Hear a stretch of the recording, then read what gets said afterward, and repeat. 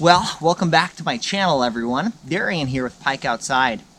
What I've been doing is a series of tutorials, easy, fast, short videos on how to tie some really basic woodsman knots. And I say woodsman because there's sailing type knots and other useful knots for various purposes. But these are knots that I find really useful for various tasks out in the woods. Today I wanted to go a little bit more in depth on some of those knots and show how they get used in a practical way, and not just how to tie them, but actually how they might be used. Let's start out with a couple of knots here today. We'll just do two, and I'll show you why and how they're useful. And then later we'll come back with maybe a second or even a third part of this video and talk about some more in-depth philosophy behind other useful woodsman knots. Come along. Today I have some really high contrast cordage that I brought with me. I usually don't like the most gaudy or the most unnatural colors for out in the woods. I just think it's ugly and kind of detracts from the natural beauty.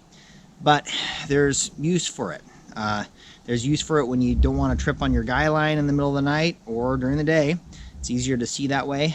It's also useful for demonstrating knots, and that's what I'm going to do here today. I think this will contrast better with the background and help you all see the knots a little bit better.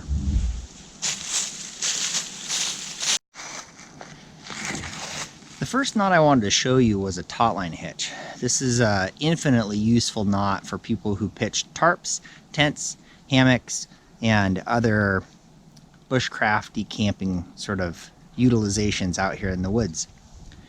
The idea of a taut line hitch is it's a firm knot that won't slide or move until you choose for it to slide or move by grasping the knot and moving it along the line.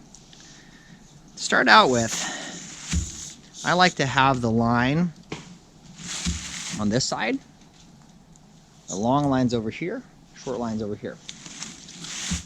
Okay. Now what you do is you go over this line once, twice, and then you come down over here and do once on the outside. So that's what it looks like. There's two wraps on the inside and one on the outside. Let me show you that again up close. Go once over on the inside, twice over on the inside, and then once over on the outside there. The saying goes, two on the inside, one on the outside. Okay? Tighten that up. Once it's tightened up, I can pull and pull on this line over here. Pull, pull, pull. It's not going anywhere. But as soon as I grasp this, I can slide it either direction. And that's useful for loosening up or tightening it as needed. Alright, so say you're in a situation like this, where you've got slack in the line. It's joined at either of your trees. Maybe you've got a tarp in the middle, or this is like a kitchen line where you're hanging your pots and utensils. You've got some slack. You don't want to retie either end. This is a pretty simple knot to take out that slack, and it'll add some little hangers in the middle. Imagine this is your line underneath your tarp for hammock camping. Now you've got places to hang your headlamp or your pocket knife or whatnot. If it's your kitchen line, you've got instant spots to hang your pots and pans and your utensils. This is called the sheep shank. Sheep shank. I have no idea why it's called sheep shank. That's what it's called. Okay. I like it. Sticks in my head. Fun name. So what you do is you create a little S curve in the line there. You take out the slack by creating an S curve, and you leave just enough slack on the outside that you can create two more loops. What you do is you create loops that go against the tension. So it's really important that the loop bends to the inside, and then you feed one end of the S through that, okay? As soon as that is under tension, it'll hold, okay? If it's not under tension, it'll just come loose. So this knot is critical to have tension in order to hold it in place. Then you do the exact same thing on the other side. See how I twisted that? You just poke the S right through. Okay. And now you've taken out some of the slack, and in fact you can take out more just by doing that. And you've pulled slack out of the line, you've created a couple little loops. That is the sheep shank. Okay, so there's the sheep shank, as you can see. And over here again, we've got that taut line hitch. Together, these two knots give you a lot of options when it comes to tensioning and untensioning a line like this. So now I can take even more slack out of it by pulling the taut line hitch tight, like so. Still have my sheep shank. If I need more room for whatever reason, or if I just decide I don't need my sheep shank, I can just undo the sheep shank like so, and then I can bring the taut line hitch this way, taking up all that slack in the line. There you go. So now you have a fairly tight line, or a taut line, as you'd say. So there you go, taut line hitch. Now sometimes on these synthetic lines, if you get really intense wind or someone's really hanging on this, that hitch will start to slide. And here's something you can do to stop that. So like I said, with these synthetic lines, they tend to slide easier than like a cotton or jute or otherwise line.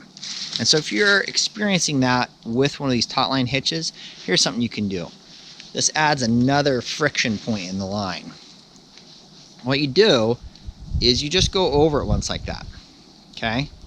See that? It's not an overhand knot. It's just a little friction point. Doesn't really have a name. It's just an addition to the taut line hitch. And then down here, you tie the taut line hitch. So again, once, twice on the inside.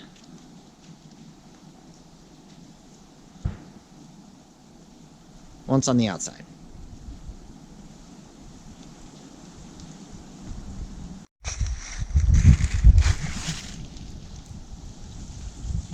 I'm really pulling on that, and that's not moving. So if you're anticipating any level of wind, I really recommend that extra little loop-de-loop there. It does wonders in terms of just holding that taut line hitch in place. Let's take a look at that up close. That's all it is.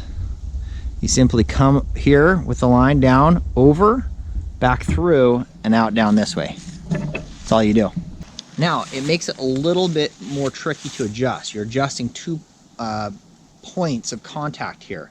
So if you loosen it, it's pretty easy. See that? But when you tighten it up, you gotta kind of move both sides like that. Okay? So it's not quite as elegant, not quite as simple, but man, does that hold.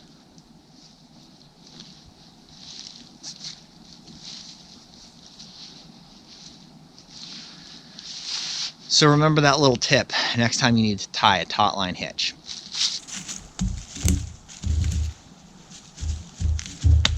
All right, friends, thanks for joining me on this slack management edition of my knots tutorials. Stay tuned. I'm gonna hopefully put out maybe one or two more on kind of the practical side of using knots, and I'll continue to put out some of those real quick tutorials on how to tie them. As always, be kind, be adventurous, and be naughty. Pike out!